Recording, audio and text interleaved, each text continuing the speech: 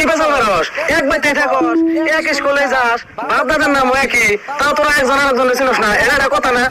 কেন চিনি না? আমরা তো নিজে ভাই, আমরা এমনি কথা বলে টাইম পাস করতেছি।